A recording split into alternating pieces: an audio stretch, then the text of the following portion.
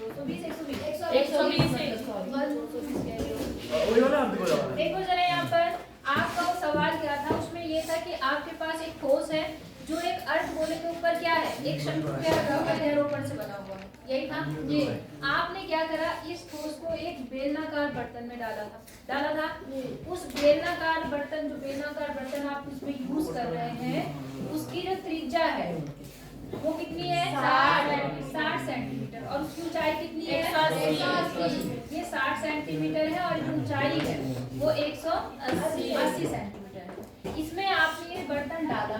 अब ये जो बर्तन था बेलनाकार, ये पानी से लबालब भरा हुआ था। तो जैसे ही आपने ये ठोस डालना शुरू करा, धीरे धीरे वो तो अंदर जा रहा है और पानी कहाँ निकल रहा है। तो उसने कहा कि जब वो पूरा अपने इसके अंदर डाल जाए, तली को टच कर गया, और तब उसके अंदर कितना पानी बचा, आपको उसका क्या निकालना है, यही तो सवाल है, हाँ या ना। तो मैंने आपको बोला था आप जिस बर्तन में पानी वाला जो बर्तन है उसका आयतन निकालो, इन दोनों का आयतन निकालो, मतलब इस ठोस का आयतन निकालो, और दोनों को क्या कर दो, माइनस। प्लस क्यों करेंगे, माइनस करेंगे, एक बोला था। ठीक है, तुमने करा, तुम्हारी पता नहीं कैसे कैलकुलेशन गलत आ रही, देख लेते हैं। पहले लिखते हैं हम लोग ठोस का आयतन, किसका निकालते हैं, ठोस का आयतन। ठोस का आयतन, ठोस जो है आपका वो दो चीजों से मिलकर बना हुआ है, एक अर्धगोलाकार भाग और एक शंकु। तो अर्धगोले का आयतन कितना होता है, पाई 2/3 पाई r क्यूब, यही होता है। और जो शंकु है उसका क्या होता है, 3 पाई r स्क्वायर। अब मैंने क्या करा, r दोनों के लिए सेम यूज किया है, और पाई का r क्या है, आयतन। समझ आया, नहीं आया, ठीक है। अब देखो हमारा r यहाँ पर आ गया, पाई कितना स्क्वायर आ गया, और अंदर क्या बचा, ये आया 2/3 r और प्लस 1/3 यहाँ तक समझ आया, ठीक है। फिलहाल पाई का मान मैं ऐसे रहने देती हूँ, कोई दिक्कत है आपको, इसका भी 8 60 है ना, चलो मान लेते हैं, तो कोई बात नहीं, लेकिन सॉल्व कम करेंगे। 60 × 60 ये बन गया, कोई दिक्कत। यहाँ देखो 2/3 आ गया, r का मान कितना है 60 प्लस 1/3 आ गया, और h का मान कितना है 120 है ना, तो 120 यहाँ पर आ गया।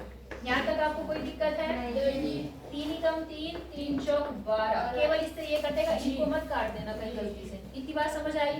अब इस 3 से ये कितना आ गया 20, तो यहाँ बना आपका 22 × 60 कर सकते हैं गुणा, लेकिन हम नहीं करना चाहते। 40 और यहाँ भी कितना है 40, तो 80 आ गया, बन गया 80 सेंटीमीटर क्यूब। मैं अभी इतना ही रखूँ, कोई दिक्कत आपको, नहीं बाद में रख लेंगे, अभी कोई जरूरत नहीं है। इतनी बात नहीं समझ में आई, तुम्हें नहीं आया समझ में, अखिलेश आया, किसी को नहीं आया तो बता दो, आ गया।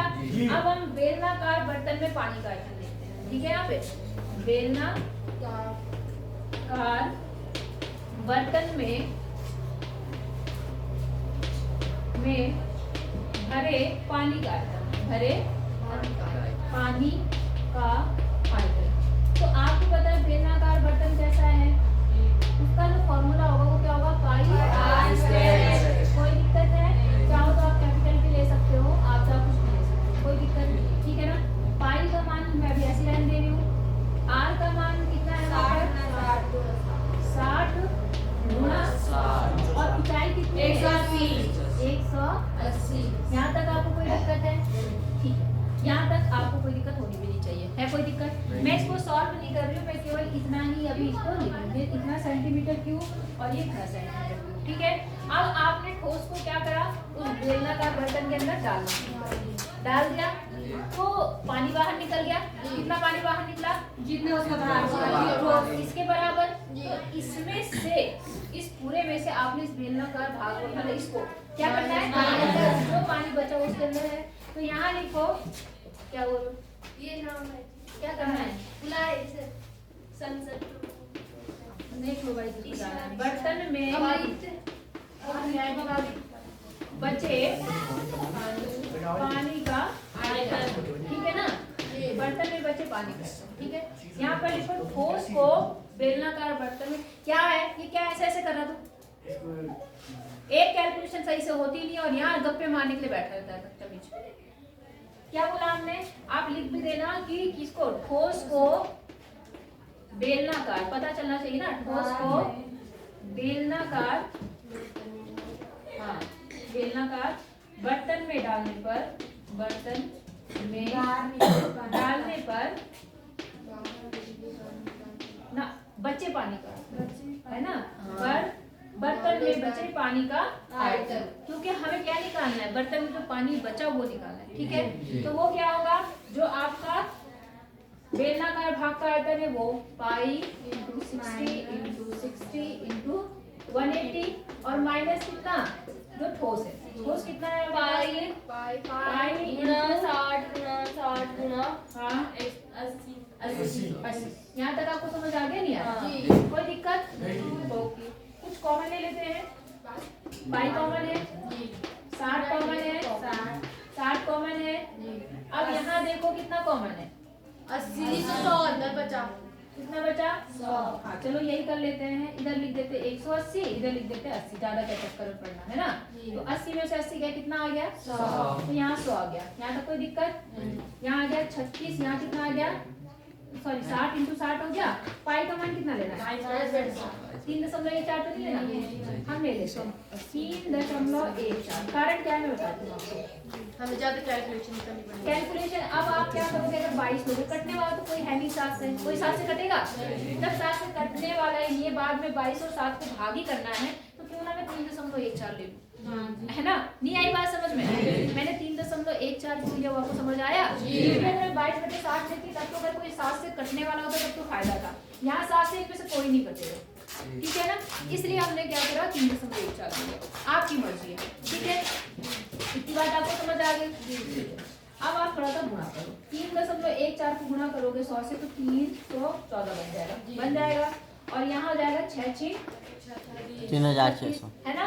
अब आप क्या करो, इसको 3 1 4 को 36 से गुणा कर लो, कितना आ गया, 6 चौक 24, 6 कम 6 और 2 8, 6 बार 6 तिया 18, कैलकुलेशन फिर भी चेक करते रहना, 4 तिया 12, 3 कम 3 और 1 4 और 4 10 का 0 हासिल 1, 13 का 3 हासिल 1 11।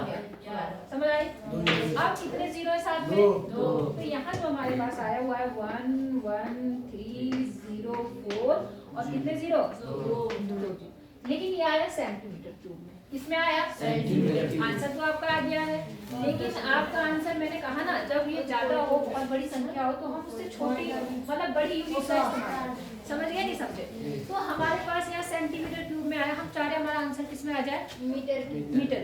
आई बात समझ में? अब ये सेंटीमीटर क्यूब मतलब कितनी बार सेंटीमीटर है, 3 बार, बस इसी को ध्यान रखना है आपको।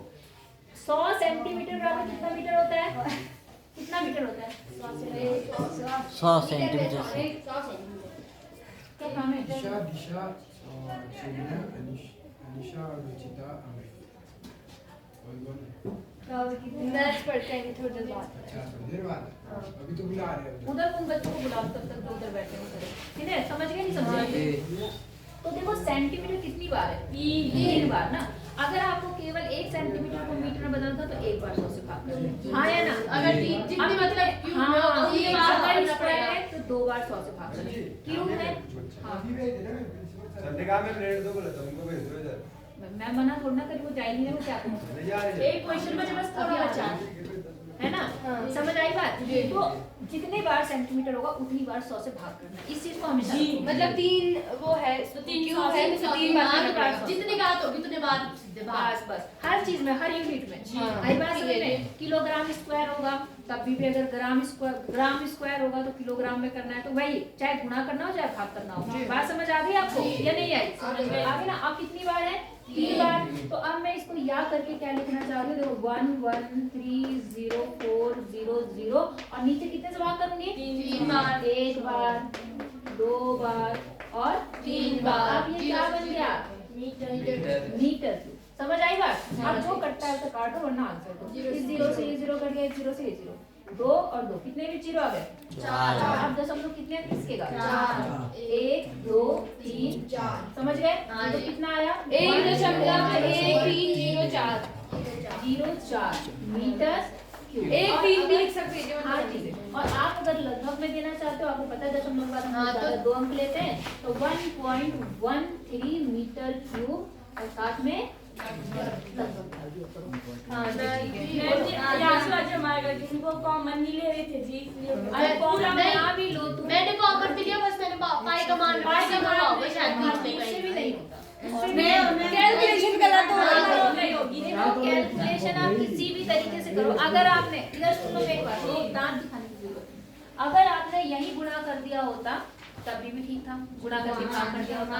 यहाँ गुणा करके भाग करते तो भी वही था, और बाद में घटाते तो भी आंसर वही आता। मैं सिर्फ कॉमन इसलिए लेती हूँ क्योंकि उससे कैलकुलेशन आसान होता है।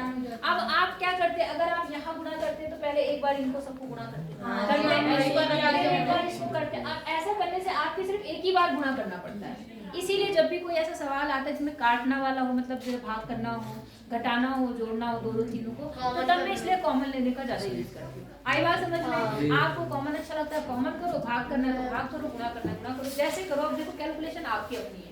नहीं आई बात समझ में? बेलनाकार बर्तन में भरे पानी का आयतन आपने पाया r² h के अनुपातिक पाए गुणा 7। अरे ये जो ये बर्तन है, बेलनाकार बर्तन की त्रिज्या कितनी है? 60। तो और उसका त्रिज्या मतलब r² के 60 आ गया। अच्छा समझ गई जी। अब समझ में आ आप गया? इसे सॉल्व करके लिख रखा है वहाँ पे। और कैसे लिखना था? नहीं आई बात समझ में? उतार लो। फिर एक लास्ट क्वेश्चन बचा, वो कर लेते फिर खत्म। देखो इसमें 8वां सवाल है, लास्ट क्वेश्चन। एक सवाल मतलब लास्ट सवाल है आपकी इस एक्सरसाइज का। इसमें क्या बोला, एक गोलाकार कांच के बर्तन में एक बेलनाकार आकार की गर्दन है, समझ गए? एक आपके पास में सुराही, देखिए आपने सुराही, नीचे का भाग गोला जैसा होता है, ऊपर से पतला सा होता है जी। ऐसा आपका यहाँ पर एक बर्तन क्या है, देखो गोलाकार कांच के बर्तन की एक बेलन के आकार की गर्दन है। ऐसा है आपका, समझ गए नहीं समझे? और ऊपर क्या लगा, उसकी गर्दन जो है वो ऐसी ऐसे। समझ में आई बात जी? अच्छा अब देखो क्या है यहाँ पर। सर मैं भेज रही हूँ, वो नहीं जा रही, मैं क्या करूँ? सर इम्पोर्टेंट चल रहा है, बोर्ड में से 3 बार पूछ लिया ही लगातार।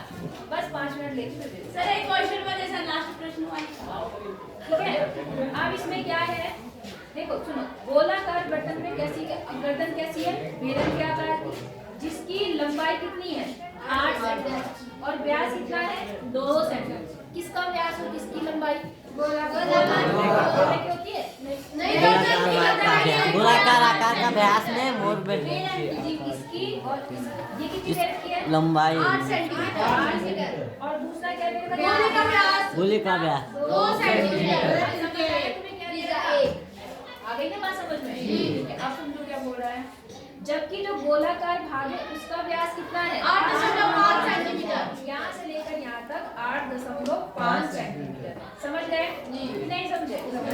अच्छा, इसमें भरे जा सकने वाले पानी की मात्रा माप कर एक बच्चे ने ये ज्ञान किया कि जो बर्तन का आयतन है, क्या है बर्तन आयतन, वो है 345 सेंटीमीटर क्यूब। कितना बताया उसने? 345 सेंटीमीटर क्यूब। जांच कीजिए कि बच्चे का उत्तर सही है या नहीं। ये मानते हुए कि उपरोक्त मान आंसर है, ये सब ठीक है, और पाई का मान 3.14। समझ गए क्या है सवाल? हाँ, ये सुराही है। हाँ, हमें खुद करना है, मतलब खुद करना है।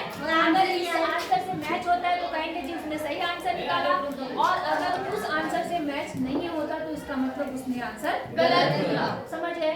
हो जाए। इसमें कितने पार्ट हैं? 2 ही दो। हाँ, क्योंकि जो पानी है वो पूरा यहाँ तक भरा है। पहले इसका आयतन निकाले, फिर इसका, फिर जो जोड़ना है। तो सुराही में पानी का आयतन, इसका आयतन प्लस इसका आयतन। इसका आयतन कौन से फॉर्मूले से निकलेगा? इसका जी, इसका 4/3 r क्यूब। इसमें r कैपिटल लेना, क्यों? इसका आता है बड़ा है, ठीक है, और इसका r स्मॉल लेना, पाई r स्क्वायर, पाई r हो जाएगा जी। करना है? हाँ जी, अपने आप करेंगे जी, हम कल दिखाएंगे। हाँ जी। करेंगे। इसका r कितना आएगा? इसका 8 तो 4.5 इसको बटे 2 5/2 लिख देना। क्या लिखोगे? 5/2। अब याद रखना, इसमें भी वही काम करना। आज में r अलग अलग है ना? अलग अलग है। आज कॉमन सिर्फ पाई आएगा। क्या काम